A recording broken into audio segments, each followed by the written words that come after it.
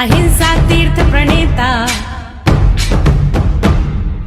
अहिंसा तीर्थ प्रणेता, जय जय हो भारत गौरव राष्ट्र संत प्रमुख सागर। स्वर्णिम स्वर्ण जयंती का अवसर ये महान है, मिलकर हम मनाएंगे गुरुवर देश की शान है प्रमुख सागर।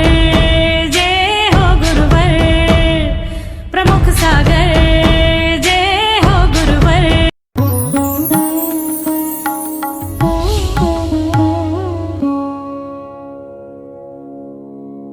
बहुत दूर दूर से चलकर लोग आ गए और जियागंज वाले हमारे पास मुर्शिदाबाद भी आए थे। तब उन्होंने भावना रखी थी कि महाराज जी आना है और उसी वक्त आना था, लेकिन पूर्वोत्तर की यात्रा पर चला गया। 2 साल बाद आया हूं। आप विचार करना, जब हमारे भाग जागते हैं, पुण्य जागते हैं, तभी हमें गुरुओं का सानिध्य प्राप्त होता है। और ये भी आपका विशेष पुण्य कुछ रहा होगा, नहीं तो कहाँ से भागलपुर से रास्ता निकल रहा था। लेकिन आप लोगों का विशेष पुण्य रहा, तो रास्ता भागलपुर से न जाकर हम ये 9 गांव से होकर जा रहे हैं। आप विचार करना, ये 9 गांव का पुण्य आपका भी रहा और मेरे को भी भगवान के दर्शन का पुण्य लूटना था। 9 गांव का पुण्य मुझे तो ऐसा लगता है कि सम्मेद शिखर की 9 किलोमीटर की चढ़ाई जैसा पुण्य है। सम्मेद शिखर के तीर्थ की वंदना कर रहा हूं।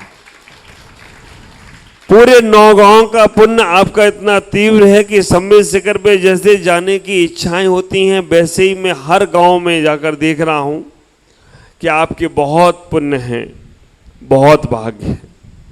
और गांव भी ऐसे, नाम भी ऐसे। अब इस गांव का नाम जियागंज, तो कोई मरागंज भी है क्या? और मुझे लगता है तो जियागंज का मतलब कोई मरागंज भी होगा क्या है? ये नाम हमें लिखा है गधागंज, उसका नाम गधागंज था।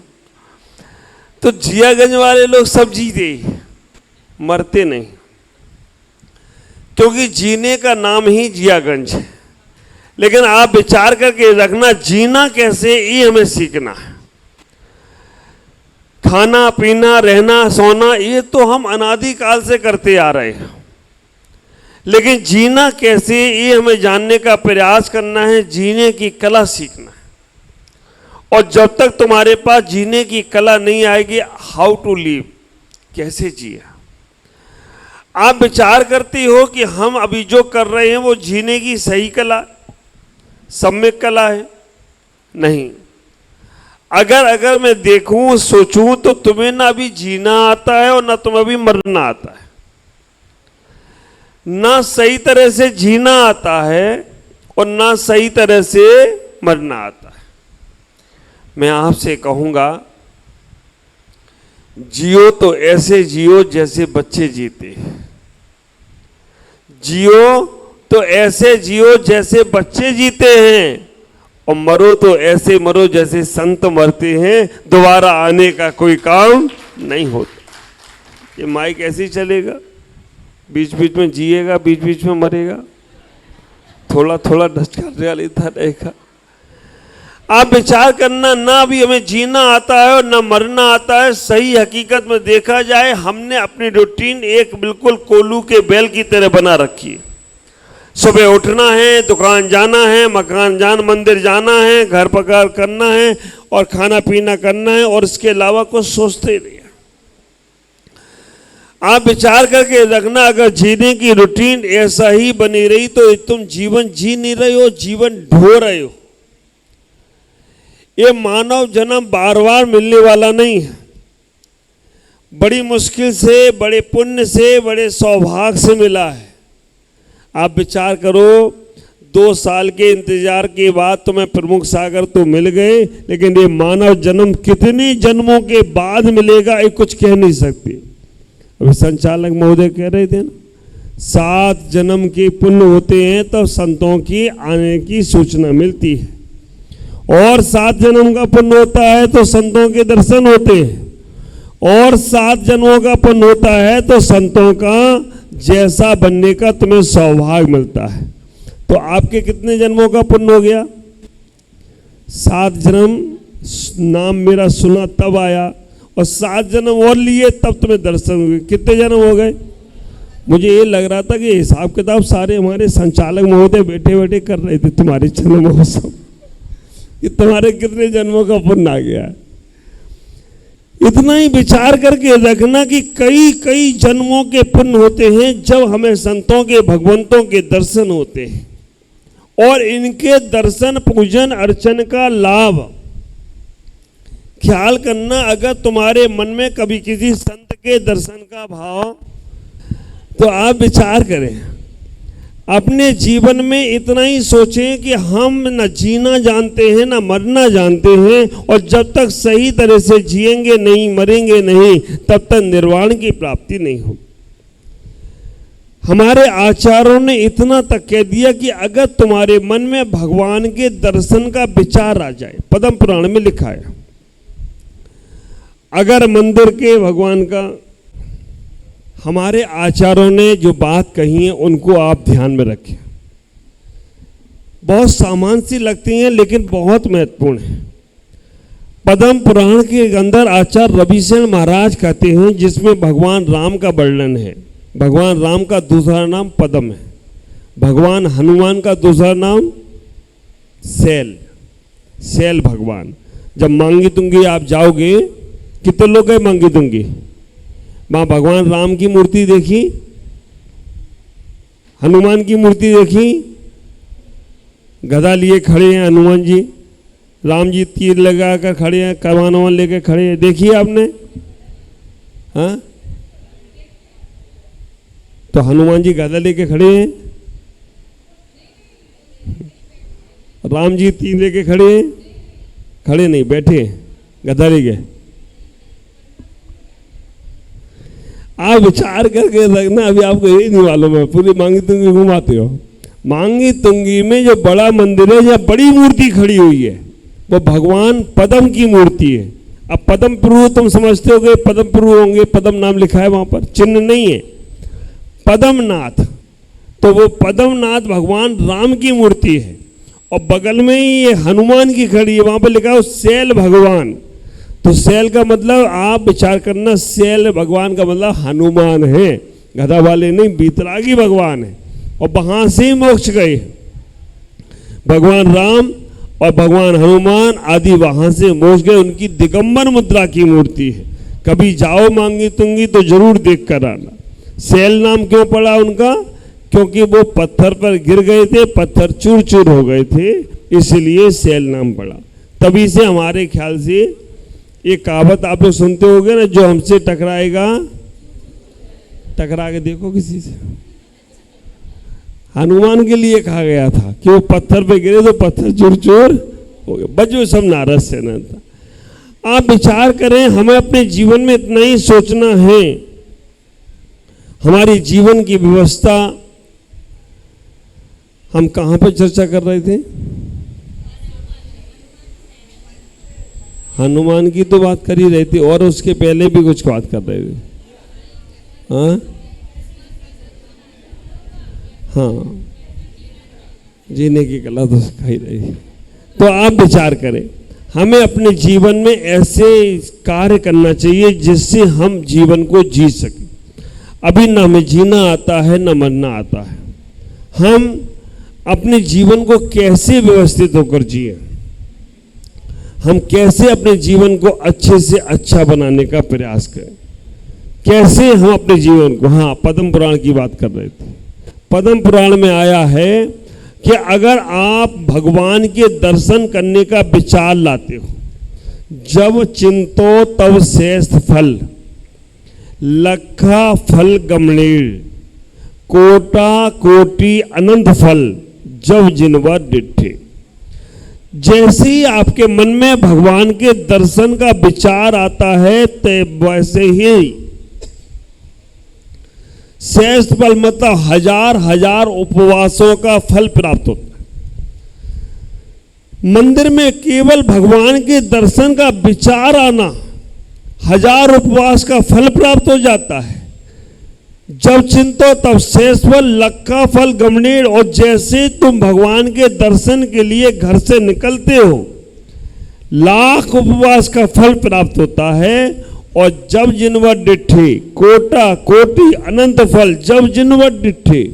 और जैसे ही तुम्हें 3 लोक के नाथ के दर्शन होते हैं, करोड़ों करोड़ों उपवास का फल प्राप्त होता हो, तो कोई आश्चर्य की बात नहीं है। ऐसा हमारे आचार्य रवि शरण कहते हैं।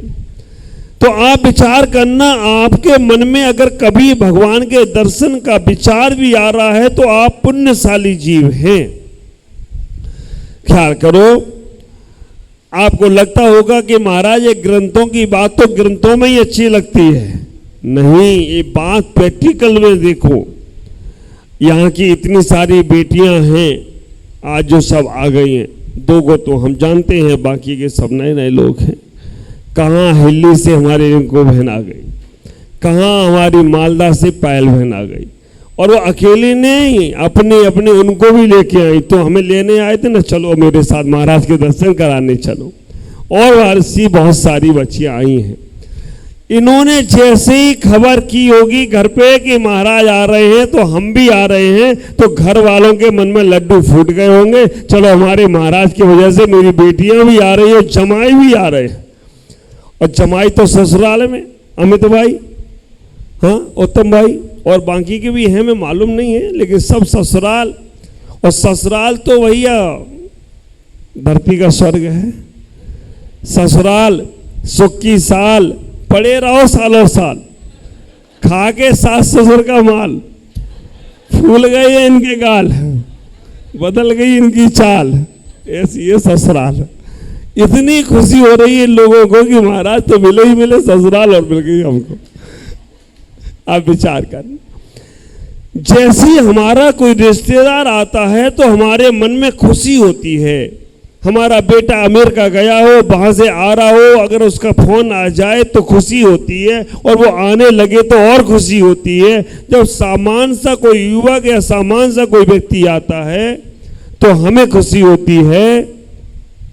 तो जो 3 लोक के नाथ या संत हमारे यहाँ आते हैं तो हमें कितनी खुशी होती होगी, इसका कोई पारावार नहीं हुआ करता है। विचार करना, इतना ही सोचना, अपने जीवन को उस पुण्य की धारा से जोड़ते चले जाना।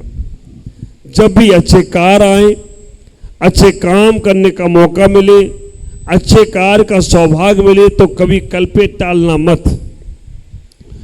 क्योंकि आप विचार करो, जो अच्छे कार्य करने का बहुत जन्मों के बाद पुण्य मिल रहा है। दिगंबर साधुओं का यहाँ जियागंज में आना हमारे ख्याल से 2-4 साल तो लग गए होंगे। कभी शीतल सागर जी आए होंगे, हाँ, और भी कोई आया था। माता जी तो आते, पिताजी कब कब आए। माता जी तो रहेंगी माता जी में। आप विचार करके रखना, जीवन में कब मिलते हैं गुरु जो पंच परमेष्टि के रूप में हैं। इनको मिलना बहुत मुश्किल है। आप ख्याल करना, हमें संसार में सारी वस्तुओं को मिलना बहुत आसान है, लेकिन पंच परमेष्टि रूपी गुरु मिल जाना बहुत मुश्किल है। क्योंकि आप ख्याल करो, हम लोग अक्सर कहते हैं जान हथेली पे लेके चलते हैं। दिगंबर साधु का पद एक ऐसा ही पद है, तलवार की धार पर चलने का। और ऐसा वातावरण चारों तरफ दूषित है, हम नहीं आप भी डरते हो कि कहीं कोई घटना ना घट जाए, कहीं कोई घटना ना घट जाए, महाराज को कहीं कोई बोल ना दे, महाराज आएंगे कोई कुछ कर ना दे। तो विचार करके रखना, वो जान हथेली पे लेकर लोग चलते हो या ना चलते हो, लेकिन दिगंबर संत तो जान अपनी हथेली पर रखकर निर्वाण की प्राप्ति के लिए सर्वत्र विचरण करते हो, तो कोई आश्चर्य नहीं। और ऐसा समय आप सोचो, आपको जितने सहज बैठे हम लोग यहाँ दिख रहे हैं, हाँ, वैसा सहज जीवन नहीं है। जब रास्ते में जो लोग चलते हैं ना, तो ख्याल करो कि कैसे उनके साथ सर्दी, कैसे गर्मी, कैसे बरसात, कहाँ रास्ते में जंगल में कहाँ कहाँ विचरण कर कर पहुँचते हैं। हमें इतना ही सोचना है, हमें अपने जीवन के तौर तरीके बदलो। तुम्हारा जीवन में सारी की सारी बिजनेस माइंड होगा,